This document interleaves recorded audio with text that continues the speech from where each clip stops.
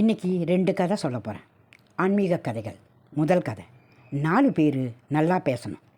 நம்மை பற்றி 4 பேர் நல்லா பேசினா மனசுக்கு ரொம்ப சந்தோஷமாக இருக்கும். ஆனால் அப்படி அவர்களை பேச வைப்பது எப்படி? காசு கொடுத்து பேச வைத்தால் அது அன்றே முடிந்துவிடும். இருந்தாலும் மறைந்தாலும் பேர் சொல்ல வேண்டும் என்கிற மாதிரி உண்மையாகவே நம்மை பற்றி மற்றவர்கள் சிறப்பாக பேச வேண்டுமானால் ஆஞ்சநேயரைப் போல சுயநலமில்லாதவராக இருக்க வேண்டும். இலங்கையில் உள்ள வானரப் படைகள் ராவண வதம் முடித்ததும் அங்கிருந்து புறப்பட தயாராயினர்.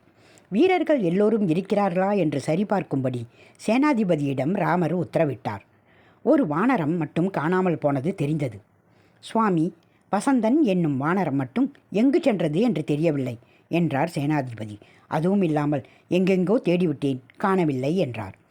ஆஞ்சநேயரை அழைத்த ராமர், வசந்தனை கண்டுபிடிப்பது உன் பொறுப்பு என்று பொறுப்பை ஒப்படைத்தார். ஆஞ்சநேயர் எங்கெங்கேயோ தேடியும் வசந்தன் தென்படவில்லை. ஒரு வழியாக யமலோகத்தில் அவன் இருப்பது தெரிய வந்தது. யமலோகம் சென்ற ஆஞ்சநேயர், யமதர்மா, வசந்தன் எப்படி இங்கு வந்தான் என்று கோபமாக கேட்டார். யமதர்மன் பணிவுடன், சுவாமி, கோபம் கொள்ளாதீர்கள். பூலோகத்தில் உள்ள அனைவரும் உமது புகழை கேட்டு மகிழ்கிறார்கள். அதை கேட்கும் ஆசை எனக்கும் வந்தது. நான் பூலோகம் வந்தால் என் பார்வை பலத்தால் பலரும் யமலோகம் வர வேண்டிய சூழல் உண்டாகிவிடும். அதனால் வசந்தனை மட்டும் வரவழைத்து உமது அருமை பெருமைகளை கேட்டு மகிழ்ந்தேன் என்ற யமன் அவனை விடுவித்தான். ஆஞ்சநேயர் வசந்தனுடன் பூலோகம் வந்து சேர்ந்தார். நல்லவனாக நடந்தால் நம்மை பற்றி நாடே கேட்டு அறிந்து கொள்ளும். கதை 2. வைராக்கியம் எதில்? எல்லா மனிதருக்குள்ளும் வைராக்கிய மனம் உண்டு. ஆனால் அது நல்லதற்கா கெட்டதற்கா என்பதில்தான் விஷயம் உள்ளது. சிறுவன் ஒருவனின் வைராக்கியம் தெய்வத்தையே அவன் முன் நிறுத்திய வரலாறு இது. ஒரு முறை தீர்த்த யாத்திரை செல்ல முடிவு செய்தார் அகத்தியர்.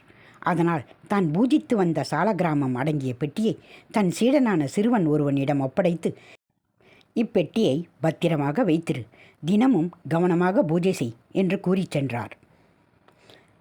அவனும் தன் குருநாதர் சொன்னபடியே பூஜை செய்ய துவங்கினான். இருப்பினும் விளையாட்டு பருவம் என்பதால் பூஜை செய்வதில் அவனுக்கு சிறு சோம்பல் ஏற்பட, நதிக்கரையில் தான் மலர் செடிகளும் நாவல் மரமும் இருக்கிறதே, நாம் ஏன் கஷ்டப்பட்டு தினமும் ஒவ்வொன்றாக கொண்டு வந்து பூஜை செய்ய வேண்டும்? மாறாக பூஜை பெட்டியுடன் நதிக்கரைக்கு சென்று விட்டால் எளிதாக பூஜையை முடித்து விடலாமே என எண்ணி பூஜை பெட்டியை தூக்கி கொண்டு நதிக்கரைக்கே சென்று விட்டான். அப்போது அங்கே முனிகுமாரர்கள் பலர் கற்களை வீசி கீழே விழும் நாவல் பழங்களை எடுத்து உண்பதை பார்த்தான் சிறுவன். உடனே அவனுக்கு நாவல் பழம் சாப்பிடும் ஆவல் ஏற்பட்டது.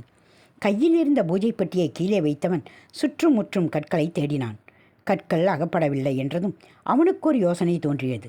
பூஜை பெட்டியில் இருக்கும் சாலக்கிராமத்தை எடுத்து பழங்கள் மீது வீசலாம். பழங்களுடன் சாலக்கிராமமும் கீழே விழும். பழத்தை பொறுக்கிய பின் சாலக்கிராம கல்லை எடுத்து பெட்டியில் வைத்து விடலாம் என்று நினைத்தவன் பெட்டியில் இருந்த கல்லை எடுத்து பழங்களை நோக்கி வீசினான். பழங்களும் வீழ்ந்தன. ஆனால் சாலக்கிராம கல் மரக்கிளையில் சிக்கிக் கொண்டது. அம்மரத்தில் உள்ள பொந்தில் பாம்பு வசிப்பதால் சிறுவனுக்கு உதவ யாருமே முன்வரவில்லை. இதனால் குருவிற்கு என்ன பதில் சொல்வது என நினைத்து நடுங்கியவனுக்கு திடீரென ஒரு எண்ணம் உதித்தெழ, சாலக்கிராம கல் அளவில் இருந்த ஒரு நாவல் பழத்தை எடுத்து சந்தனமிட்டு பூஜை பெட்டியில் வைத்து விட்டான். அச்சமயம் தீர்த்த யாத்திரை சென்றிருந்த அகத்தியர் திரும்பிவிட்டார். மறுநாள் பூஜை பெட்டியை திறந்து சாலக்கிராமத்தை எடுத்த அகத்தியர் அது கொலகொலவென்றிருந்ததைக் கண்டு திகைத்தார். விஷயத்தை அறிந்து கோபத்துடன், பூஜா மூர்த்தியான நாராயணர் இல்லாமல் என் முன் நிற்காதே, போ என்றார். இதனால் எப்படியும் சாலக்கிராம கல்லுடன் தான் திரும்ப வேண்டும் என தீர்மானித்து கடும் தவம் செய்தான் சிறுவன். அது ஸ்ரீராமர் வனவாச காலத்தில் இருந்த காலம். அவர் சிறுவனுக்கு தரிசனம் தந்தார். உடனே ராமபிரானை அழைத்து கொண்டு அகத்தியரிடம் போனான் சிறுவன். சாலக்கிராமத்திற்கு பதிலாக அந்த நாராயணனையே குரு முன்னால் நிறுத்தினான் சீடன். அச்சீடன்தான் சுதீட்சண முனிவர். நல்லதில் இருக்கும் வைராக்கியம் தெய்வத்தையே நம்மிடம் வரவழைக்கும். சர்வம் விஷ்ணுமயம்.